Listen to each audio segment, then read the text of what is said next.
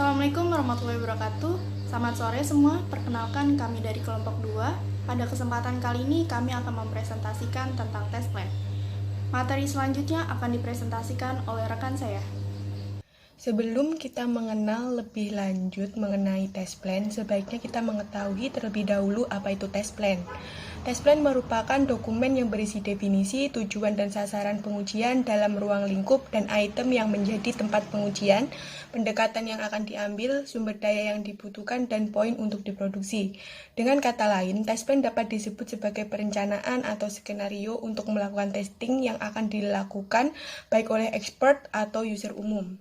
Untuk selanjutnya, saya akan menjelaskan mengenai apa tujuan dari test plan itu. Dalam suatu proyek pengujian, tahap pengujian itu mutlak diperlukan, karena pada tahap pengujian inilah kita dapat mengetahui apakah proyek yang telah kita buat itu sesuai dengan apa yang kita harapkan. Disinilah pentingnya dokumen test plan itu dibuat agar proses pengujian yang dilakukan itu telah mengacu pada dokumen sebelumnya. Tujuan dari test plan itu sendiri yaitu memudahkan developer supaya testing yang dilakukan jelas sehingga menghasilkan output yang lebih berguna dan efisien. Selanjutnya, mengidentifikasi adanya informasi proyek dan komponen perangkat lunak yang telah diuji. Mendaftar kebutuhan yang digunakan untuk testing level, merekomendasikan dan menggambarkan strategi pengujian, dan mengidentifikasi sumber daya yang diperlukan ketika melakukan pengujian. Test plan template secara garis besar itu sama. Di sini kami akan menjelaskan 11 bagian dari test plan template yang akan dijelaskan oleh rekan saya. Saya akan menjelaskan poin 1 pada test plan, yaitu overview. Apa itu overview? Overview menjelaskan mengenai rencana pengujian, tujuan pengujian, metodologi yang digunakan, objek pengujian, arsitektur sistem yang diuji, dan pembagian sistem untuk melakukan pengujian unit dan integrasi. Pada overview, penjelasannya tidak perlu secara detail. Misal, contohnya, pengujian login menggunakan nomor handphone di Tokopedia. Overview-nya bisa pengujian ini dilakukan untuk melihat apakah proses login menggunakan nomor handphone di Tokopedia berjalan dengan baik. Seperti itu contohnya. Poin kedua pada test plan adalah bounds. Bounds itu berisi hal yang diuji dan tidak diuji dalam proses pengujian, definisi istilah, dan settings atau tempat pengujian. Pada bounds dapat 3 hal penting, yaitu scope, definition, dan settings. Scopes itu apa? Scopes itu adalah batasan-batasan hal yang perlu diperhatikan dan tidak diperhatikan dalam proses pengujian. Biasanya dikenal dengan istilah is dan is not. Is adalah yang diperhatikan, sedangkan is not yang tidak diperhatikan. Dalam contoh kasus, login dengan nomor handphone pada website Tokopedia, maka is-nya adalah login dengan nomor handphone pada website Tokopedia, kemudian mendapatkan OTP by SMS. Sedangkan is not-nya login menggunakan email atau Google Accounts. Yang kedua itu ada definition. Definition itu berisi istilah-istilah khusus yang berguna dalam proses pengujian yang harus didefinisikan dalam pengujian. Misalnya ada SMS, itu ada nomor handphone atau login. Nah, itu misalnya dijelaskan definisinya dari SMS itu apa, login itu apa, nomor handphone itu apa. Yang ketiga adalah settings. Settings itu menjelaskan lokasi tempat dilaksanakan pengujiannya. Bisa berupa alamatnya, misalnya Jalan Mawar nomor 1 atau dan lain sebagainya. Saya akan menjelaskan mengenai quality risk. Quality risk berisi tentang rangkuman dari hasil analisa resiko kualitas yang telah dilakukan sebelumnya, atau memberikan referensi kepada pembaca untuk melihat dokumen analisa resiko kualitas, atau biasa dikenal dengan FMEA. FMEA sendiri adalah Failure Mode Effect Analysis. Dalam sebuah pengujian, biasanya terdapat suatu jadwal. Jadwal itu disebut sebagai Proposed Schedule of Milestone. Proposed Schedule of Milestone menjelaskan mengenai jadwal pelaksanaan pengujian aplikasi, website, ataupun mobile. Informasi-informasi tersebut dapat diperoleh dari hasil work breakdown structure. Fokus utama pada tahapan ini adalah untuk high-level milestone dan jadwal penyerahan akhir sistem hingga selesai dilakukan pengujian. Berikutnya adalah transition. Pada setiap tahap pengujian, sistem yang diuji perlu memenuhi sejumlah kualifikasi. Sebelum organisasi penguji dalam menjalankan pengujian secara efektif dan efisien, ada beberapa kriteria penting untuk memulai dan mengakhiri tahap-tahap pengujian. Kriteria itu antara lain adalah yang pertama entry kriteria. Entry kriteria menjelaskan tentang syarat-syarat apa saja yang harus dipenuhi agar suatu sistem dapat masuk ke tahapan pengujian. Yang berikutnya adalah exit kriteria. Kriteria ini adalah kriteria yang menyatakan bahwa suatu pengujian ini telah lengkap atau selesai. Biasanya ditandai dengan tidak ada bug, meskipun ada beberapa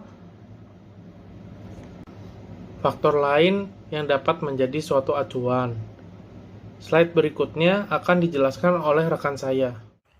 Oke, kemudian test configuration and environment. Di tahap ini menjelaskan mengenai dokumentasi, mengenai perangkat keras dan lunak, jaringan dan lokasi laboratorium yang akan digunakan dalam pengujian. Selanjutnya, test system development. Dalam proses pengujian diperlukan beberapa komponen sebagai satu kesatuan yang disebut test system. Selain itu, perlu juga untuk menjelaskan bagaimana pengembangan komponen-komponen test system yang akan diperlukan saat pengujian. Selanjutnya, test execution. Menjelaskan faktor-faktor yang penting yang berpengaruh terhadap pelaksanaan pengujian. Seperti untuk melaksanakan pengujian diperlukan sumber daya dan sistem yang akan diuji dari luar. Semua keperluan untuk melaksanakan pengujian tersebut dijelaskan pada bagian ini. Terdapat 3 bagian, yaitu key partisipan, test case, dan juga bug management. Key partisipan menjelaskan anggota tim dalam pelaksanaan pengujian dan masing-masing perannya dalam proses pengujian dan mengenai external participants, hand-off points, dan alamat kontaknya. Test case menjelaskan sistem yang digunakan untuk mengelola dan menganalisis dalam pengujian. Bug management, pengecekan bug yang terjadi pada testing. Yang selanjutnya, change history. Mendokumentasikan perubahan dan revisi uji coba yang dilakukan hingga tahap ini, seperti log. Apabila ada perubahan, maka akan didokumentasikan perubahan dan revisi uji coba yang dilakukan pada tiap tahap. Ini selanjutnya, reference dokumen. Sebagai aturan, rencana pengujian mengacu pada dokumen lain seperti spesifikasi desain, persyaratan, suite pengujian, dokumen analisis risiko kualitas apapun, dan informasi terkait lainnya. Yang terakhir, frequently asked question atau FAQ. Berisi daftar pertanyaan penting yang sering diajukan oleh pembaca atau pengguna sistem untuk memudahkan pemecahan masalah. Oke, saya akan menjelaskan mengenai bagian testing template. Yang pertama ada overview, itu menjelaskan proses login akun Gmail. Yang kedua itu bound scope, definition, dan setting. Scope isinya adalah user login menggunakan data yang valid, is not-nya adalah user melakukan login dengan data yang invalid. Bagian definition ada OTP, itu kode OTP akan didapatkan user ketika login. Lalu ada login, itu fitur yang dapat digunakan user ketika untuk melakukan login Gmail. Dan phone number, yaitu nomor telepon yang telah terregistrasi. Bagian 3 yaitu ada quality risk, itu salah satu contohnya yaitu kesalahan password dan nomor telepon yang sudah tidak aktif. Bagian keempat itu ada proposed schedule of milestone, itu berisikan rentetan jadwal untuk pelaksanaan testing aplikasi. Pada kasus ini, kami menggunakan durasi selama 7 hari. Test list-nya yaitu positive case 2 hari, negative case 2 hari, exclusive case 2 hari, dan milestone meeting 1 hari. Bagian kelima yaitu ada transition, entry kriteria, dan exit kriteria. Entry kriterianya itu terdapat tes skenario tes skenario yang sudah siap, research dan SDM yang sudah siap, koneksi internet yang stabil, setup setting tools yang sudah baik, dan prosedur yang telah terdefinisikan. Bagian keenam yaitu ada test configuration and environment. Salah satu contohnya itu HP Android ataupun iOS versi apapun. Lalu ada bagian ketujuh ada test system development, yaitu klik button login, input email, klik button next, input password, dan klik button next. Bagian 8 yaitu test execution, key participant, test case, and bug management. Key participant terbagi atas 3. Yang pertama yaitu tim QA, system engineer, dan business risk analysis. Bagian 9 yaitu change history jika memang diperlukan. Pada kasus ini, salah satu contohnya yaitu pada tanggal 1 Juli adanya initial dokumen dari author. Bagian 10 yakni reference document. Salah satu contohnya yaitu SOP, ERD, business case, dan functional requirement. Bagian 11 yaitu FAQ, pertanyaan yang sering diajukan. Salah satu contoh pertanyaan yang sering diajukan yaitu lupa password. Maka solusinya ada 2. Yang pertama yaitu sistem akan menanyakan kepada user mengenai informasi pribadi dan user harus menjawab dengan benar. Yang kedua solusinya adalah user harus melakukan reset password.